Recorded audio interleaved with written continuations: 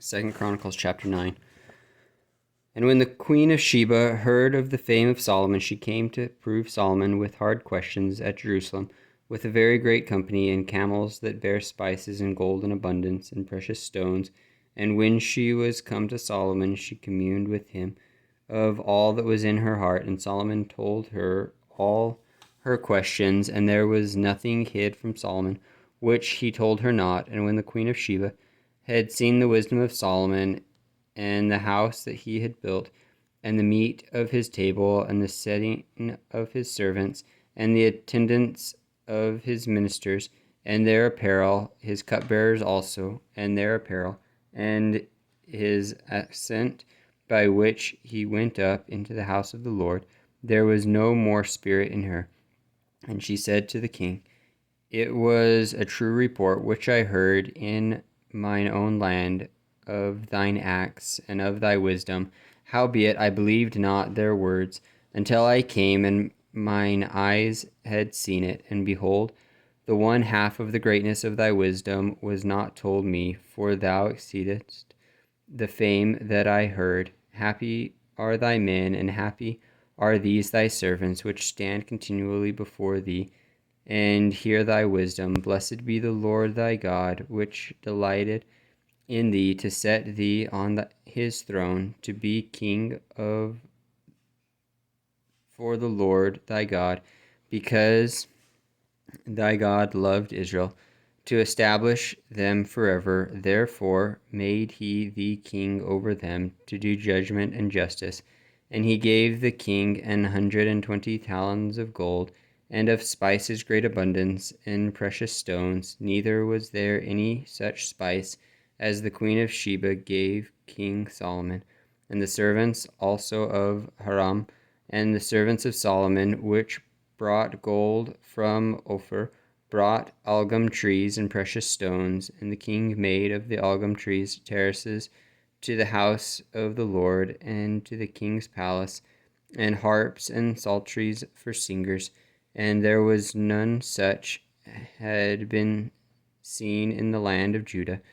And King Solomon gave to the queen of Sheba all her desire, whatsoever she asked, besides that which she had brought unto the king. So she turned and went away to her own land, she and her servants. Now the weight of the gold that came to Solomon in 1 year was 660 talents of gold, besides that which chapmen and merchants brought.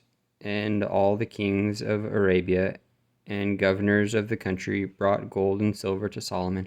And King Solomon made 200 targets of beaten gold. 600 shekels of beaten gold went to one target, and 300 shekels made he of beaten gold. 300 shekels of gold went to one shield, and the king put them in the house of the forest of Lebanon. Moreover, the king made a great throne of ivory, and overlaid it with pure gold.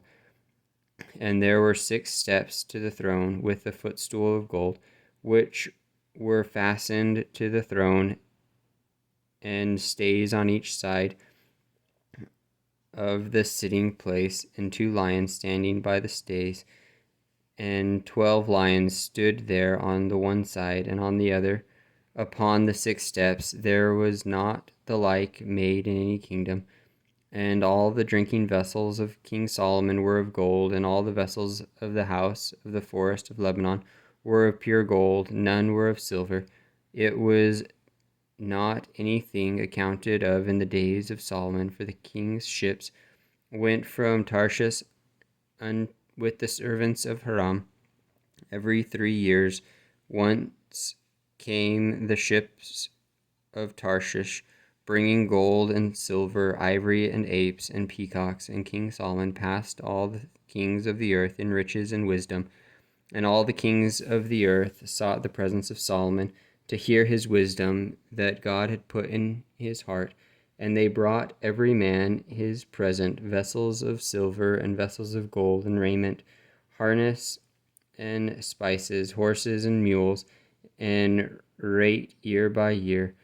And Solomon had 4,000 stalls for horses and chariots, and 12,000 horsemen, whom he bestowed in the chariot cities, and with the king at Jerusalem. And he reigned over all the kings, from the river even unto the land of the Philistines, and to the border of Egypt. And the king made silver in Jerusalem as stones, and cedar trees made he as the sycamore trees that are in the low plains in abundance. And they brought unto Solomon horses out of Egypt and out of all lands. Now the rest of the acts of Solomon, first and last, are they not written in the book of Nathan the prophet, and in the prophecy of Ahijah the Shalomonite, and in the visions of Iddo the seer against Jeroboam the son of Nebat? And Solomon reigned in Jerusalem over all Israel 40 years. And Solomon slept with his fathers, and he was buried in the city of David his father, and Rehoboam his son reigned in his stead.